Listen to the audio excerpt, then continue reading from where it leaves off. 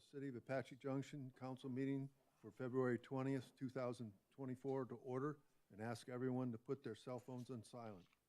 The invocation will be led by Councilman Peter Heck and the pledge by Councilmember Darrell Cross.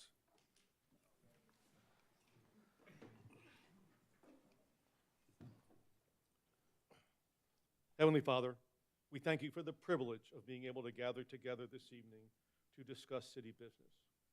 We ask that you give the staff and council wisdom and clarity in their decision-making. We ask now for our Vice Mayor, Robert Schroeder, in his dealing with an illness, and we ask for a speedy recovery for him.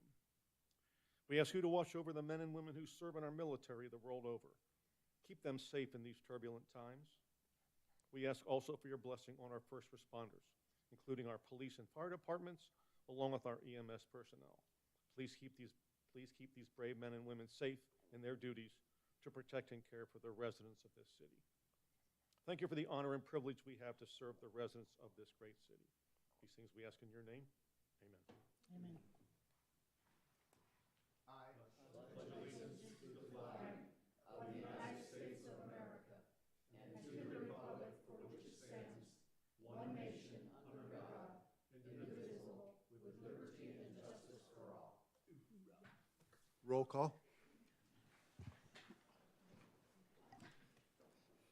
Mayor Wilson, I am here. Councilmember Cross, Here. Councilmember Heck, Here. Councilmember Johnson, Here. Councilmember Nesser, Present. Councilmember Soller. Here. You have a quorum, Your Honor. Consent agenda. As a reminder, all items under the consent agenda will be approved with one motion. If a council member wishes to remove an item for further discussion, the request will be made prior to approving the council's agenda and will be moved to new business. Do I have a motion for the consent agenda? Mr. Mayor, Yes. I move the consent agenda be accepted and approved as presented. Second. Moved and seconded. Roll call. Councilmember Heck, Yes. Councilmember Cross, Yes. Councilmember Nesser, Yes. Councilmember Johnson, Yes. Councilmember Soller, Yes. Mayor Wilson. Yes. Motion passes, Your Honor. Awards and presentations. Presentation of a 25-year service award to Officer Eric Riemann. Chief Pulley. Eric, come on up here. Mayor, members of council, thank you this evening for this opportunity to acknowledge Officer Eric Ryman. He's been with our department for just over 25 years now. And all of those years, he's served in uniform, in patrol. And I'll tell you, that is extremely difficult to do. And especially in nowadays with younger generation, they want to go to detectives, they want to go to special assignments. But to have an individual like Eric that continues to put the uniform on, answer calls for service, act in a professional way, and continue to do it with a smile, that is one of the best things we can ask for in an employee. So for his acknowledgement, to have 25 years on, to be here with us tonight, I appreciate the opportunity to acknowledge him, to congratulate him, and to really recognize the work that he's done. He has his wife and a friend here with him also.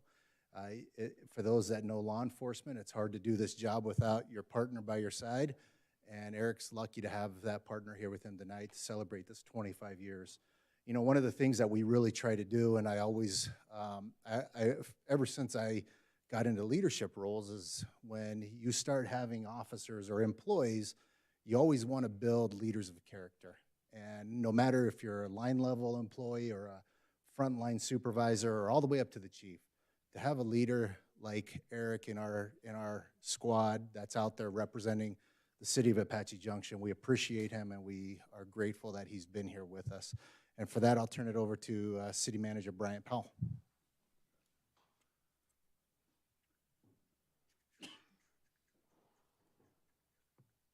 Thank you, Your Honor. Bryant Powell, City Manager. It's my honor and distinct pleasure to be able to be with Eric tonight. When I talk about the power and foundation and a stabilizing force, I think there's a few folks over my years that I've been here that have been such a stabilizing influence to the department. To have somebody with the credibility that Eric has with his fellow officers, to be able to be there for them, it is one of the toughest, if not the toughest job. In a given moment in someone's time of need, to be everything from a psychologist to I call him bishop, to a peace officer, to be able to give comfort, to give love, has been amazing, and truly is something that's been a great asset that maybe we don't honor enough in our community.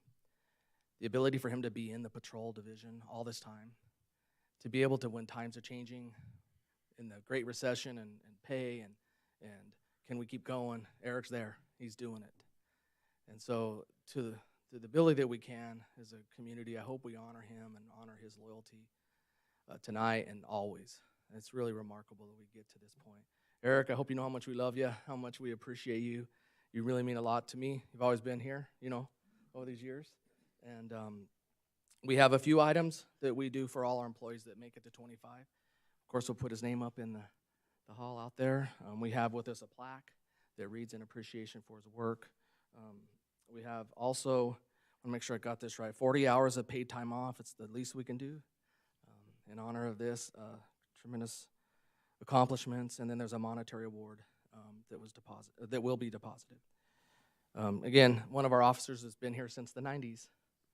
It's a big deal. And on behalf of the city manager's office, Eric, you have my most sincere thanks, and hope you know how much I appreciate you.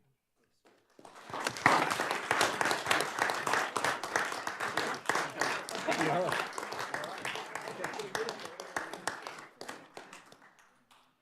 want to say a special thank you. Go ahead and speak to them. Little word.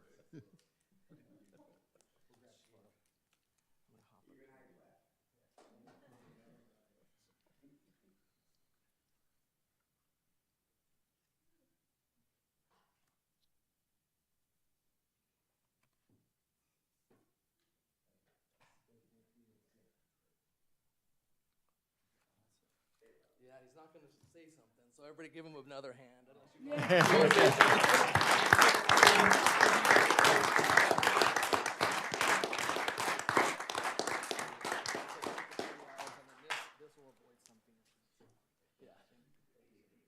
Thank you. Okay. Regional intergovernment updates. Council? Yeah. Yes. So this past weekend, a TV production company came to town called Best of America by Horseback. They were invited over a year and a half ago by one of the members of the Superstition Horsemen's Association to come visit our town, do their filming, and showcase what Apache Junction's about and what are the great things about our equine community. And they gave us a little bit of a proclamation that I'd like to read. It says, in recognition of the city of Apache Junction, proclamation on behalf of Trailmaster and television producer Del Shields, co-host Siobhan Shields, and the Best of America by Horseback staff and riders, we take great pleasure in recognizing and thanking the city administration and the welcoming citizens of Apache Junction, Arizona, USA. Whereas the city of Apache Junction, Arizona and its citizens were chosen because of years of dedicated service to the equine industry and to guests from around the country to enjoy the beauty of Arizona by horseback. Now, therefore, the staff and riders of Best of America by Horseback television show proudly honor the community as exemplary hosts and friends. We hereby recognize Apache Junction, Arizona as a choice Best of America by Horseback premier tourism destination. And, you know, unfortunately, we had bad weather, and it prevented probably 15 trailers, horse people from coming down, which would have been another maybe 20 riders in all. They just couldn't get out of the snow country up north to get here because of, you know, what we had was rain. They had just a mass amount of snow, and they couldn't get here for it. They were anticipating upwards of 50 riders coming out and participating in this. Because of the rain, we weren't able to take the production company out onto some of our just awesome trails that we have around Apache Junction because of the damage it would have caused with all those horses going across it. We have a fragile desert, and after a good rain, when horses walk across it, it can leave 4-inch divots in the ground. They take an awful long time to disappear on their own. So we were able to take them up into the Goldfield Mountains because there's a lot of four-wheel drive roads up through there. And they just couldn't get enough of the absolute beauty that we have right here in our backyard. And just about every single rider that did come with us said that they would be back on their own and hope to be able to do a bunch of riding down here as soon as possible, because they really appreciated just how fortunate we are to have such great riding right in our backyard. But they also commented too that how awesome it is that we have our trail system that surrounds our community all along the north and east part of Apache Junction. And he says, you guys are doing it right. And you know, we fully plan on hopefully down in the future making that trail system connect down to the southern part of Apache Junction. So it's really great having that kind of recognition. On a second note, Superstition Horsemen's Association is hosting the 3rd annual Pony Express. We're out there right now selling postcards, but just wanted to let everybody know if they want a postcard, they can reach out to me or reach out to any SHA member. But that horseback ride will be March 2nd. It starts at 10 o'clock right here at City Hall. Our honorary guest first rider this year is none other than our mayor, Chip Wilson. So he'll be carrying the first leg, and the whole ride goes throughout the community, all the way out to Silly Mountain, up to the Superstition Mountain Museum, over to the Ghost Town, back across through Prospector Park, and out and around. When it's all said and done, we'll be finishing up as one great big group of riders carrying the mail over to the Hitching Post Saloon and hand delivering the mail bags to the postmaster. And that should be between 2:30 and 2:45. So I'm on Facebook. The route is being posted on our various Facebook websites, and you can see where the different handoffs are and the time frames approximate time frames that those legs will be handed off at. So come out and see the Pony Express. Thank you. Yes, Your Honor. So, I have the privilege of representing the City Council on GPEC, which is the Greater Phoenix Economic Council. And at a recent meeting, there was a lengthy conversation about Arizona's water position. And I know that's important to everybody. And so there was some information. I thought this is helpful just to know kind of where things stand right now. There's a lot of information I could repeat, but I won't do that, but just a couple bullet points. So Arizona uses roughly the same amount of water today as it did in the 1950s, despite a 7-time increase in population and a 15-time economic increase. Water demand is more dependent on land use than population growth. So today, even with massive population growth and advanced industries expanding into Greater Phoenix, increased conservation methods and reduced agriculture demand has enabled the state to remain below its 1957 water usage levels. Greater Phoenix and Arizona have 4 main water sources: groundwater, Colorado River water, the Salt and Verde River water, and reclaimed water. Arizona's water portfolio is 41% groundwater, 36% Colorado River, 18% Salt and Verde Rivers, 5% reclaimed.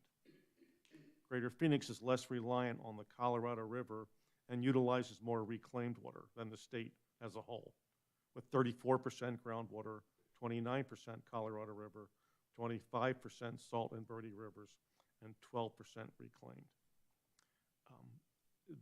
The most important part of this is Water conservation is exceedingly important to the state, to the greater Phoenix area, and there's the conservation methods. Really, Arizona is really a leader in water conservation. So I think the main thing I want to impart is there is a real focus on protecting our water resources and being very, using technology to expand our ability to reclaim water and to use it. So I thought that was very helpful. And one last thing I have is this coming weekend, Friday, Saturday, and Sunday, is our Lost Dutchman Days, our annual event. It's the premier event for this city.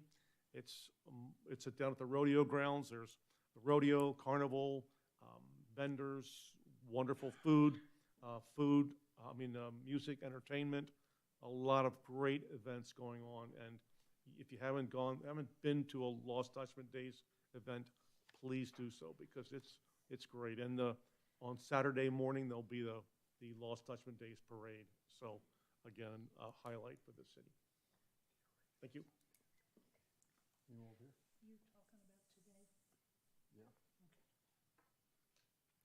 Okay, I have a few that I wanted to touch base on. First, I wanted to make a quick comment concerning the Best of America by horseback. One of the things that forced us on the Sunday activities is to mainly, we were on the roads in the city of Apache Junction, coming over to city facilities and around.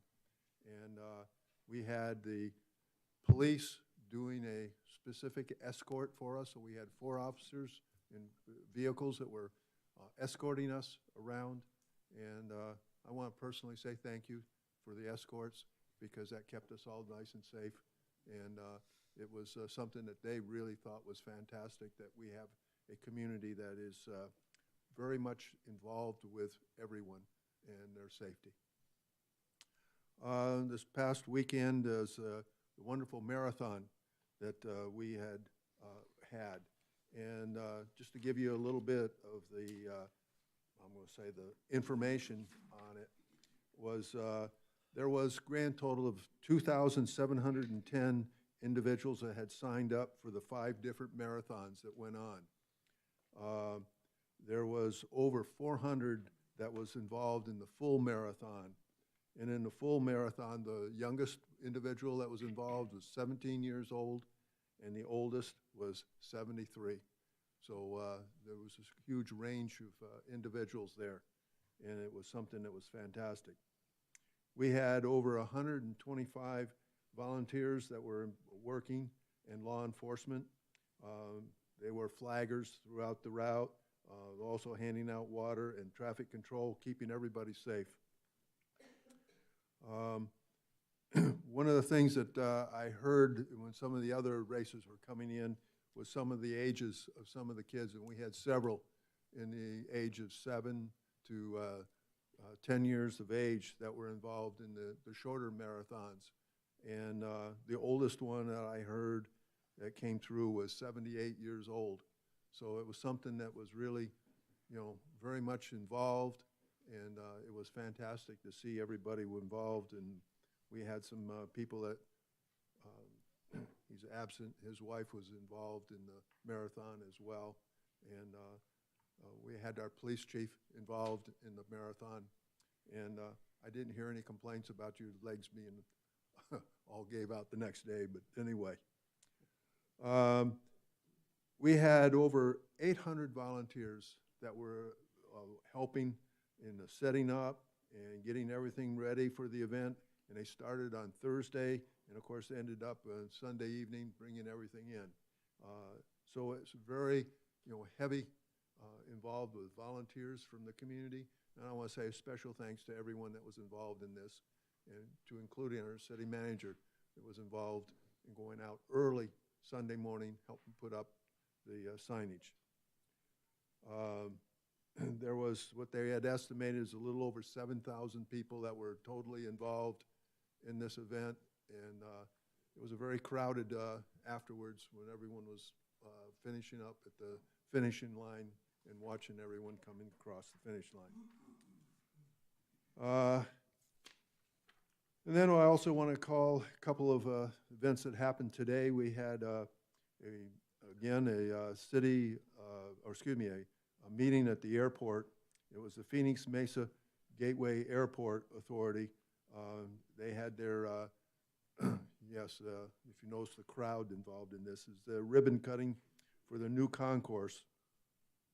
This adds an additional 5 gates to the facilities, and it's over 30,000 square foot floor space involved. So now they have a grand total of 11 gates and over 50,000 square footage for the entire concourse area. And it's also now including, so it's all covered, so you don't have to go outside. But I think one thing that's unique about it is, what other airport have you heard of that has an outside venue where you can go and sit down outside? And of course, in our period of time right now, enjoy the sun and the temperatures outside as a passenger waiting for your flight. They have it there. Then currently the airport services 45 destinations throughout the U.S. And of course, with this addition, they're looking forward to a great big major expansion. And today we also did a groundbreaking for trail, what was it, Apache? The residents of Apache. Residents of Apache Junction, or yeah, there's Apache Trail. And it was this afternoon, and it was a beautiful day. And I loved the capture around the Superstition Mountains in the background behind my shoulder there, and the aspect on it. And it shows how dramatic that mountain is and how they sure appreciate what they're coming forward and what they're planning to bring to our community. And there we all are lined up getting ready to throw the first shovel of dirt. Anyone else want to make a quick comment? No? Okay. I will move on. I lost my space here.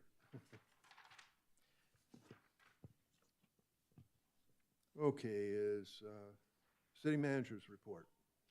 Thank you, Your Honor. Bryant Powell, City Manager. I'll add my huge thanks to all the departments involved in Lost Dutchman Marathon. It's a Herculean effort this week and next as we get ready for Lost Dutchman Days and the rodeo. It's all hands on deck. Fire district, public works, parks, recreation, everybody in the park staff, as well as the public safety police department.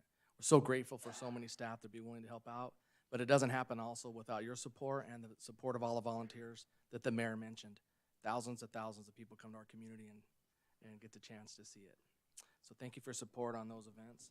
Tonight we have here with us Chief Pooley, and then we'll turn it over to who he has on staff to talk about an update on the Flock cameras.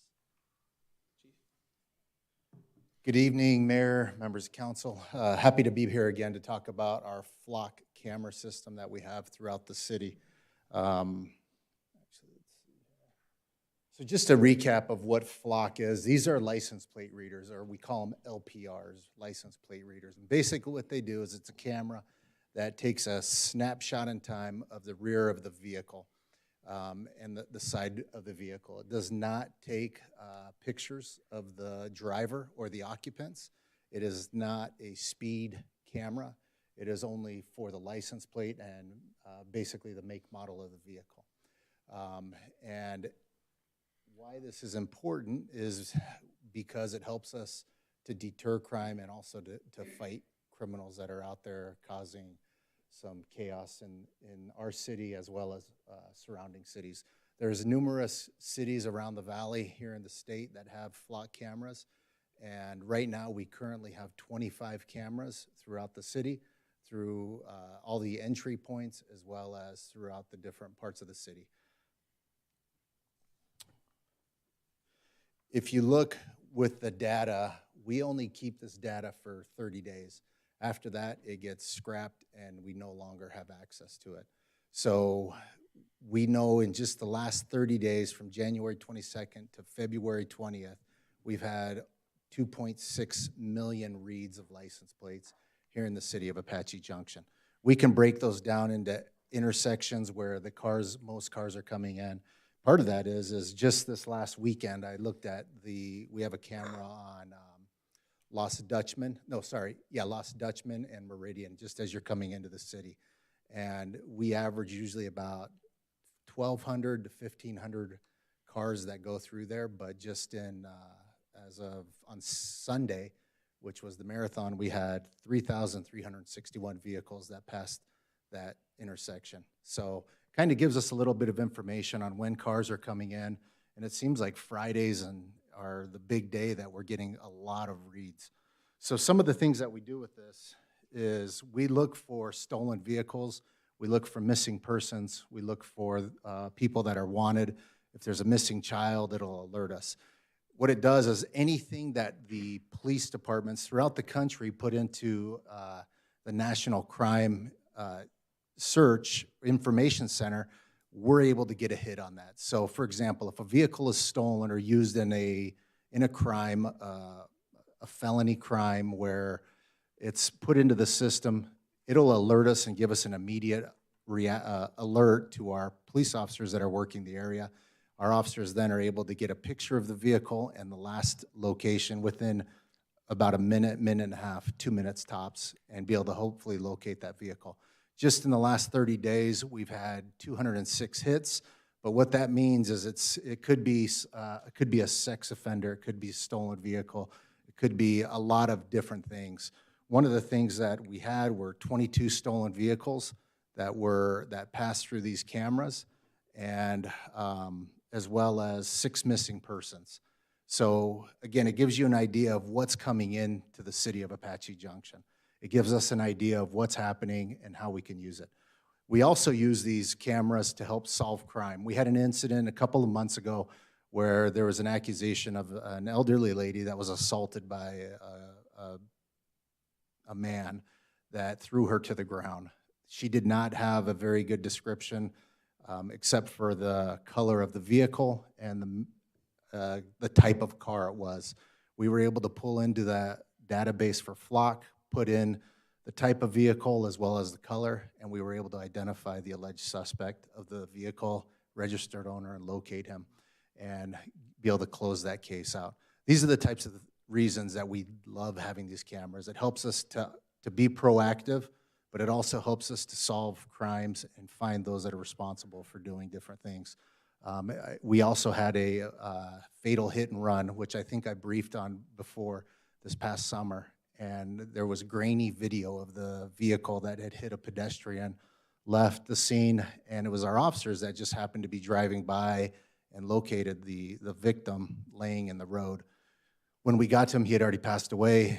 We were able to find surveillance video, very grainy, very hard to tell even the type of car, but we knew it was a truck, and the dark features, we were able to put it into our Flock camera system and locate the vehicle, get the driver identified, and we've submitted that case for charges to the Pinal County Attorney for the hit and run fatality.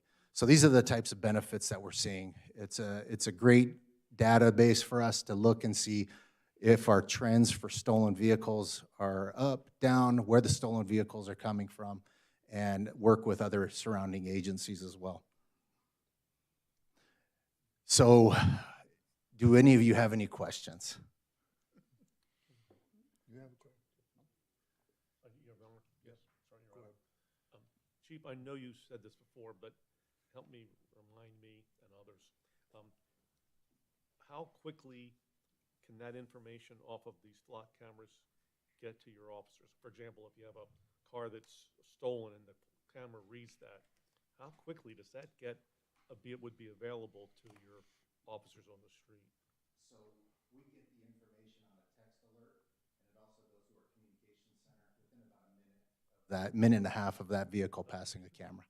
So that's good. I mean, they're not going to get far at that point in time. Correct. You knowing that. Yeah, and with the cameras we have in the city now, we've been able to cover a lot of the area of the city, so it'll hit one camera and then go to the next.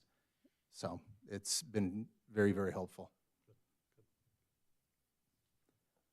Yes, sir. Chief, I know that I know Flock real well, been dealing with it for a long time, and I just want everybody to understand this is a great first step to real-time crime. And real-time crime is additional cameras that we can follow vehicles and actually see vehicles that suspects or missing persons are in, and we can trace them across our city and even into other cities. And that really is Flock is a big part of a real-time crime center. It's the first step, and I'm glad we're taking it. This is cutting-edge technology, and it makes a huge difference. So I'm glad we got it. Absolutely. Thank you, Councilman.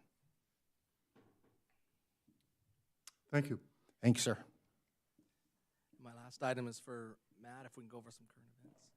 Yeah, so Mayor and Council, the only current event we want to mention tonight is, of course, the big one that Councilmember Heck already mentioned, which is the Lost Dutchman Days.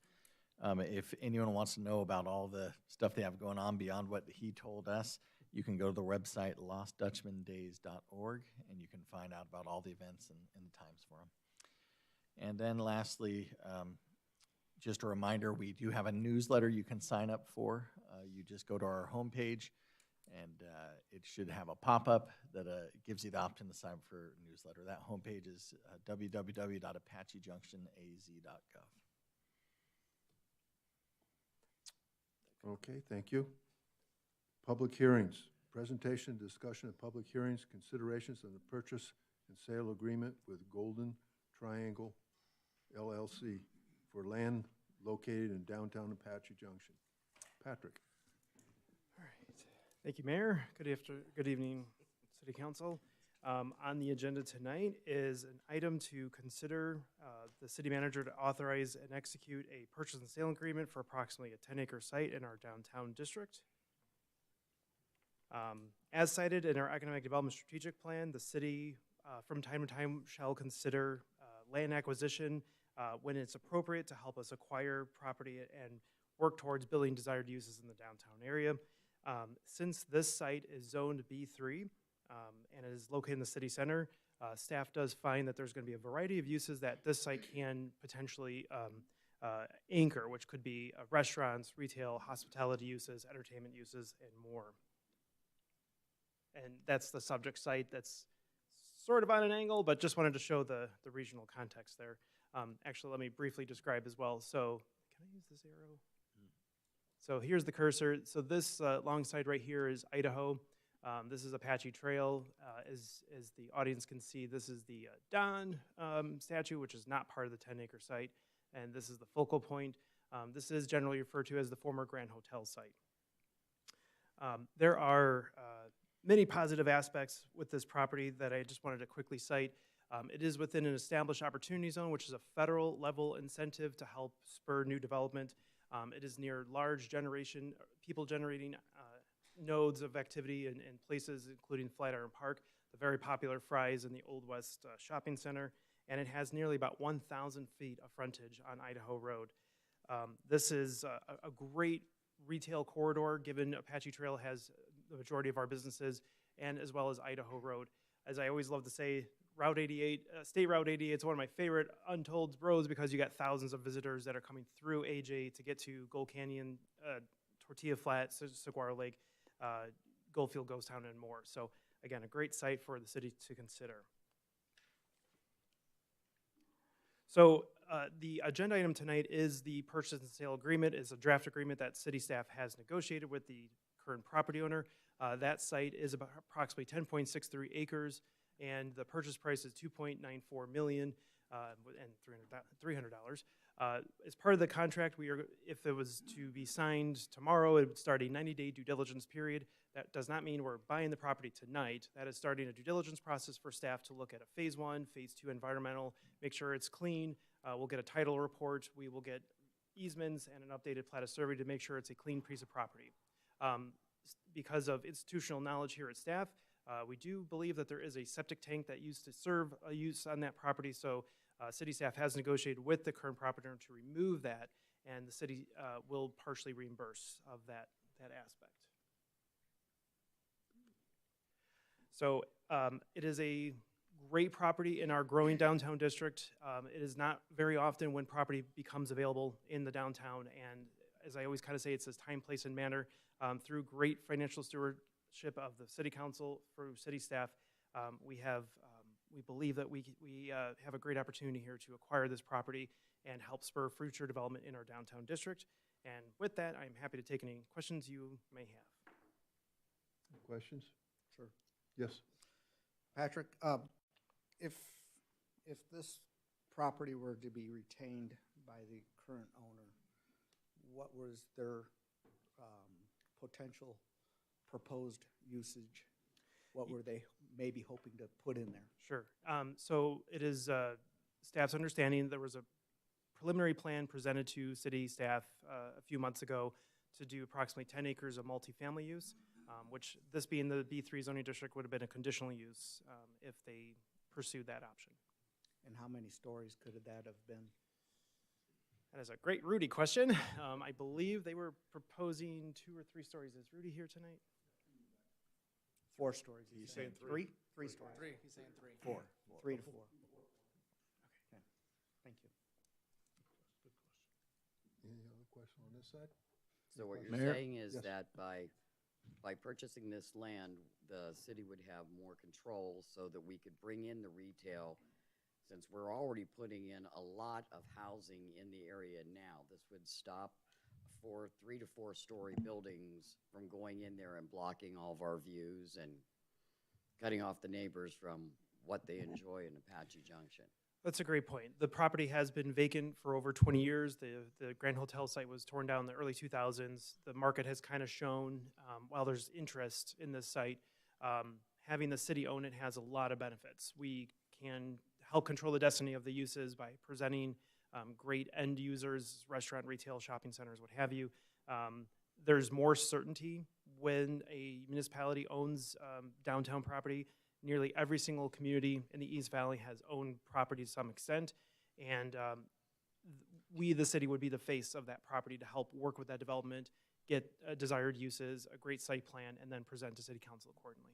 So these we'd be looking at things that we've already put in our main city plan as to where we've been talking about bringing in a lot of the different businesses that people have been asking for, and this would give us an avenue to have some place for them to settle. Right. And there's a lot of great interest in the downtown. As the mayor just mentioned today, we did a groundbreaking ceremony just on the fringe of downtown, and the Havenly is up and running with the construction, with residents moving in later this year. A lot of residential interest. Our goal is to help bring the commercial interest to match that residential interest. Thank you. Mayor? Yes. This falls within our strategic plan. We want to have a walking downtown area. This is going to give us the opportunity as a city to get those businesses and those locations and have a nice downtown area where our residents can go and enjoy a dinner, drinks, whatever they want to do in a nice downtown area. And that's the strategic plan that we have for the city. So I really am for this.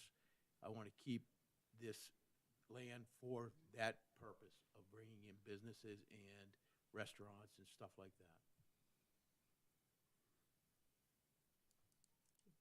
Okay, thank you. As a public hearing, would anyone like to speak on this item? Yes.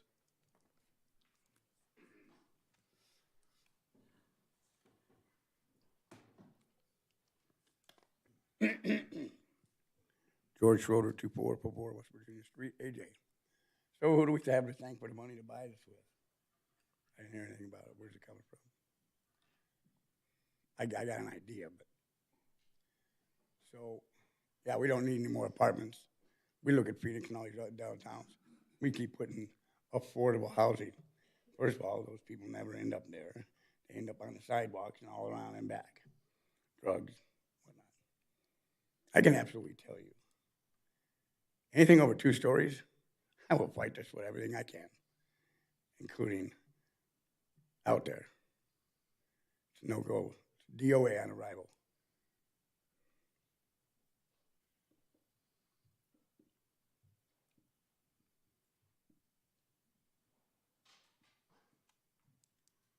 Donna Carr, Apache Junction resident. I don't think we should go over 2 stories. And I also believe that any new businesses that come in, you talk about more revenue coming into the city. you know, a lot of people go and see Old Town this and Old Town that. Why not have the frontage of the buildings be looking like, more like the mining town that we are? Thanks.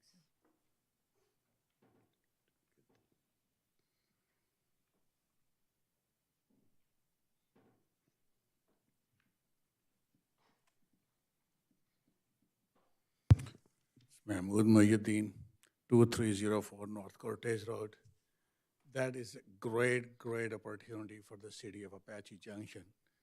And I'm glad the city stepping up and purchasing that property. Can be set up as a gift shop, Western town style. And we have a 2.1 million tourists pass through Apache Junction, go to Tortilla Flat, go to other locations, Superstition Mountain, hiking and all that stuff. We need to create that stuff, how we can capture those tourism, spend their money, spend their dollars in this town, and we can make a better community and better city for everybody. Thank you for doing this job. Appreciate you guys.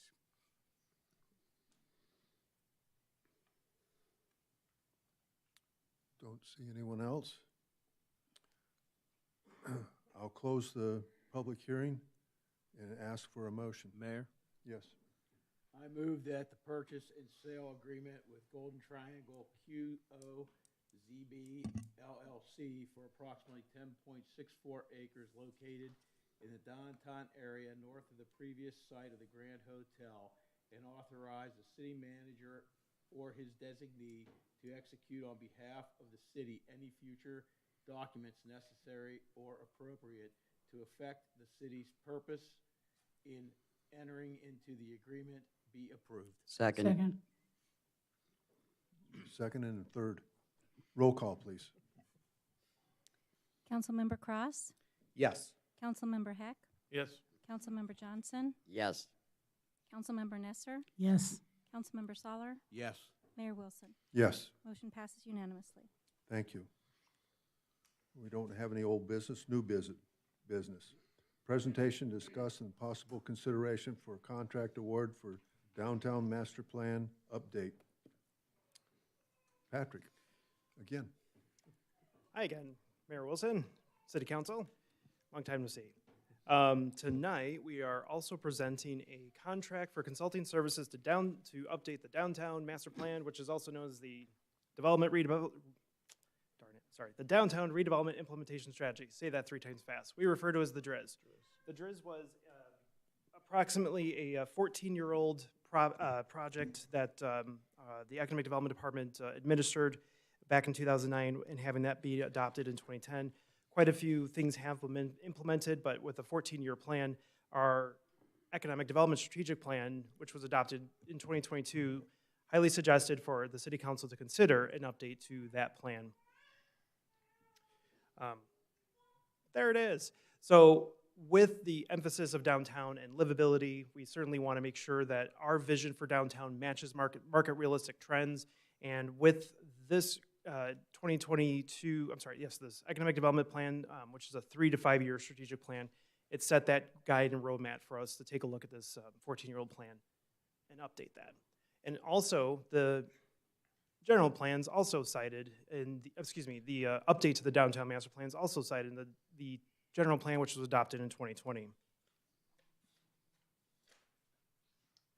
So as part of the implementation of these two, the strategic plan and the general plan, city staff has been working to implement those two recommendations by submitting or posting an RFP, which was posted and followed protocol and procedure and public policy December 11, 2023. We did receive 3 proposals. One was non-responsive due to lack of full information. So city staff did review 2 proposals, one by SWABACK and one by Upfront Planning Entitlements. City staff again reviewed based on technical ability, qualifications, and experience, and pricing is considered. However, we do find that SWABACK was deemed the most responsive and the most responsible bidder. So staff is recommending that the City Council consider the contract for SWABACK in the amount of $99,000. The original price is $90,000 with a 10% built-in contingency, hence where that $99,000 comes from. couple things we just want to highlight is this will be a public process. The public will be heavily involved. It probably will be a 6 to 8 month process. I mentioned in the PowerPoint presentation, 7 to 8 months, just depending on our kickoff, our city council, our meeting dates, and then when we report back to city council. Economic development staff and city staff will be working with the consultant every step of the way. This will be a dual partnership between the city staff and the consultant, as well as their sub-consultant. We will also come back to city council, show the plan, have it be considered, and then fully adopted to help update that 14-year-old TRIZ plan. And I'm happy to answer any questions you may have. Yes. Patrick, on the contingency fee of 10%, what is some examples of things that would fall into that category? And have we, I guess, looked deeply into what we have given for direction, given to the SWABACK for direction as to the bid? And, is the bid clear enough to where the likelihood of us using a 10% is unlikely, or is it possible? So we'll have regular check-ins. We'll make sure our invoicing is following the standard protocols of what review is going to be there. And I asked Kimberly how to be here as well to partially help answer that question. Kimberly?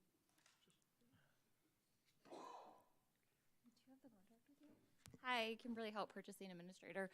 The 10% is just a standard percentage that's added just for any change orders, just in case it takes a little longer than we thought it would. I apologize, I don't have the contract with me, so I don't have the different phases listed out.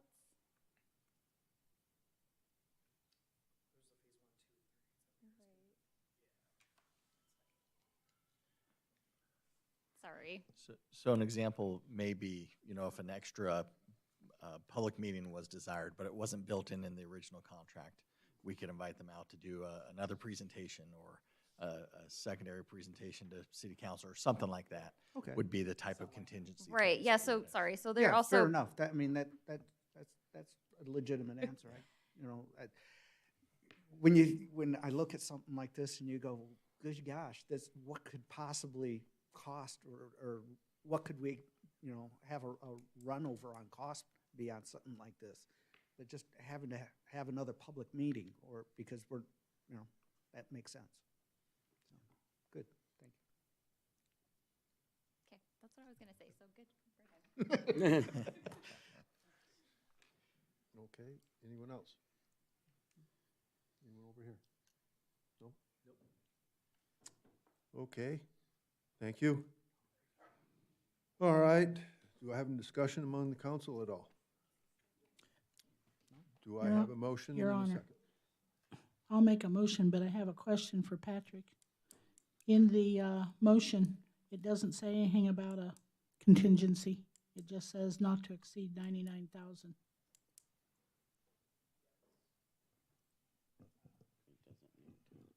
Yeah, so the contract will be for 99,000. The original submittal is 90,000. That is our goal. And then, yes, if there's a contingency or change order item, it will not exceed $99,000. Okay. So it doesn't have to say that specifically? No. Okay. It's not. So, Your Honor? Yes. I'll make a motion. I move that the contract for the Concentrated Downtown Master Plan Update, RFP number ED 2023-002 to SWABACK in an amount not to exceed 99,000 be approved. Second. Moved and seconded, roll call? Councilmember Cross, Yes. Councilmember Heck, Yes. Councilmember Johnson, Yes. Councilmember Nesser, Yes. Councilmember Soller, Yes. Mayor Wilson. Yes, Motion passes, Your Honor. thank you. Presentation, discussion, and possible approval of extension of towing contracts. Robert. All right. Good evening, Mr. Mayor and the council. Rob Whistler, Management Analyst, City Manager's Office. I'm here tonight to recommend the council approval of extensions of the current police towing contracts. The current contracts came into effect in April 2017 and expire on April 5th of this year. The city is about to put out a new RFP for towing service. However, going forward, city staff desires a more sensible starting and renewal schedule on July 1st as opposed to the April 5th, such that it lines up with the fiscal year and as well it lines up with most of our other contracts that we run. The extension before you is needed to bridge the 3-month gap that's created between April and July 1st to ensure that AJPD won't lose tow service in that time. Mr. Mayor and Council, this item is on for your possible consideration tonight. Staff recommends approval of the towing contract extensions. I'm available for any questions. Any questions? Yeah, I do. Rob, a while back, and I don't remember the specifics off the top of my head, but there was an issue of towing contracts where the tow companies were losing money when there was certain specific vehicles that they had to pick up that they were losing money on. Do you remember what I'm talking about? Yes. Does this new contract, are they going to wait until July 1st to enter, to discuss that? Or is that going to be involved with any of this? No, this is purely an extension of the contract that we have now. Okay. And Thank you. This is just to bring it in line with the July. Exactly, yes. Okay. Good. Any other discussion among the council? Okay, do I have a motion and a second? Your Honor, Yes. I move that an extension of the individual towing contracts with Apache Sands Towing, CL King Towing, and Phoenix Metro Towing through June 30th, 2024 be approved. Second. Roll call? Councilmember Nesser, Yes. Councilmember Heck, Yes. Councilmember Soller, Yes. Councilmember Johnson, Yes. Councilmember Cross, Yes. Mayor Wilson. Yes. Motion passes unanimously. Thank you. Okay, we've gotten all the way down to call to the public. I'd like to remind everyone that the call of the public is a courtesy and not required by law. It's a time for the public to express requests, communication, comments, and suggestions. The request to speak forms must have been completed and handed to the city clerk before the end of the city manager's report. All issues shall be presented in a professional manner without personal attack.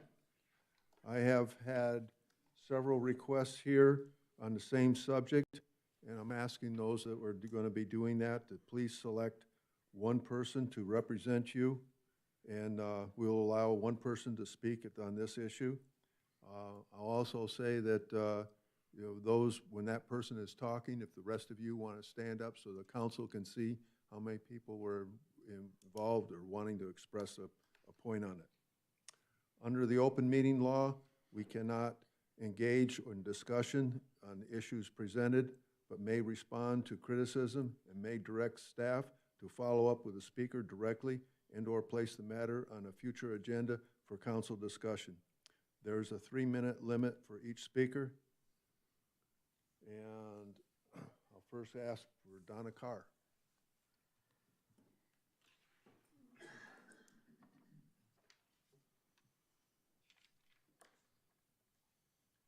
Donna Carr, Apache Junction resident. A little something that I was going to say in the beginning is that for the people that believe in democracy, or that we say something in here all the time. It was written by Francis Bellamy in 1892, and that's the Pledge of Allegiance. And it says, to the republic for which we stand, not to the democracy. Now I'm going to go back to the fact of young people, and there's nothing out here really for young people, and I think more stuff has to be brought into Apache Junction for the younger generation. It's always being put in for the older generation, such as golf courses, stuff like that. And when there is a little something that a kid might enjoy, let's say the rodeo, the carnival, the parade, and I'm bringing this back up, is I can't make my 3-month-old granddaughter, my 3-year-old grandson, my 1-year-old grandson, or my 2-year-old grandson take a shot of whiskey. But it's okay for a complete stranger to blow weed smoke in their face and get them stoned. I don't think it's right. I think it should be banned from any place where there's kids are going to be, like the carnivals, like the parade. The kids shouldn't have to deal with something like this. The other thing I'm going to bring up is they're putting in another mental health place over by my house. I don't appreciate the first one, the 3-story, 128-bed drug and alcohol detox place. That's probably about 1,000 feet from me. Now, on the other side, about maybe 1,200 feet away from me, they're going to put in another mental health facility through Laughing Taro, which they already have one on Meridian in the trail, but they want to put another one in over by me. And so I wanted to get a petition, but when you go online, most cities and towns allow you to print off a petition from the city's online site.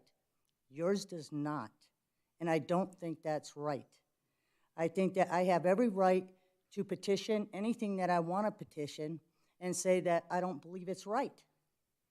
So I guess that's all I have to say tonight. Thanks. Mr. Schroeder.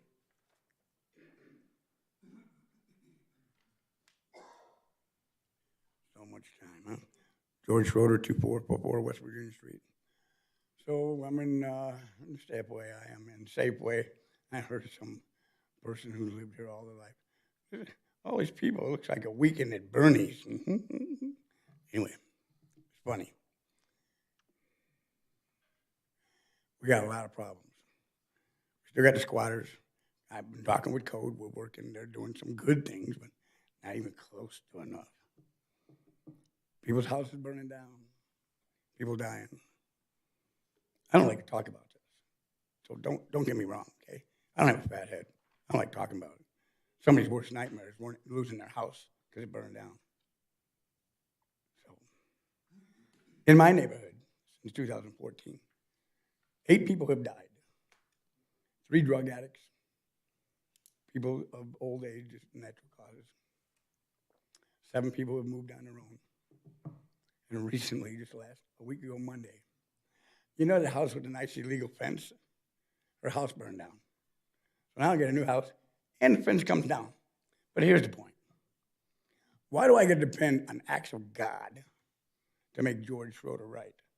Why couldn't we do something to help her be better in the first place, instead of putting in an illegal fence to allow her to be more of what she already was? And there's some bad aspects there. I don't need to go into it. I'm not going to judge it. But she did it.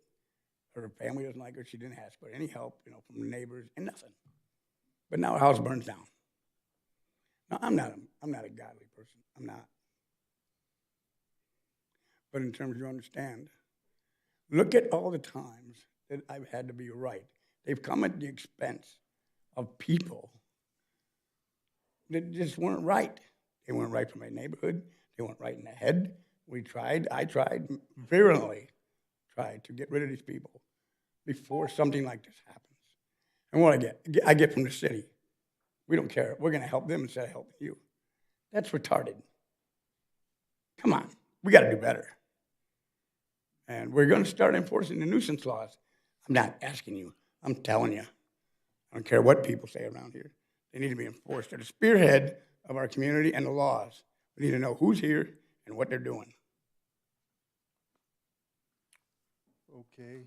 I'm going to request one person come up for this group to speak and for everyone.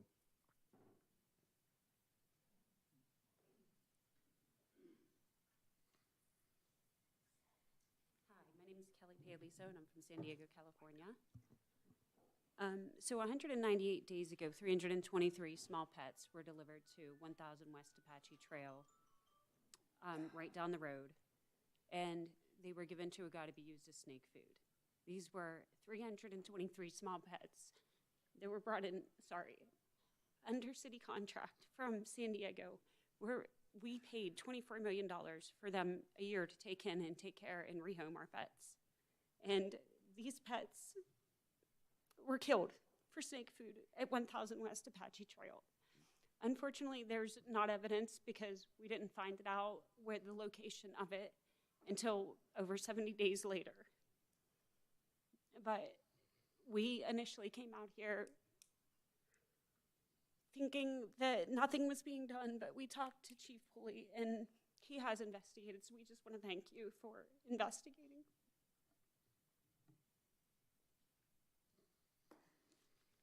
Okay, thank you.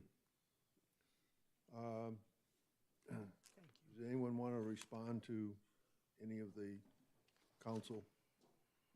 Your Honor, Yes. I want to read into the record some information, and this is in response to Mr. Schroeder's comment about the fire. On Wednesday, February 14th, 2024, Fire Chief John Whitney with the Superstition Fire and Medical District sent the following response to the city. Per our earlier discussion, I followed up with our first-in company officer on the Virginia fire. He advised me that there was zero impediment due to the fence on the property. He even went a step further and said there was a gate that had a sidewalk that led right up to the front and gave good access to the backyard area. They pulled 3 fire attack lines through that gate with 0 issues. Thank you. Thank you. Your Honor. Yes. Can we look into the online petition and see if there is something, or if there isn't, can we make something available, please? Yes, sir. Thank you.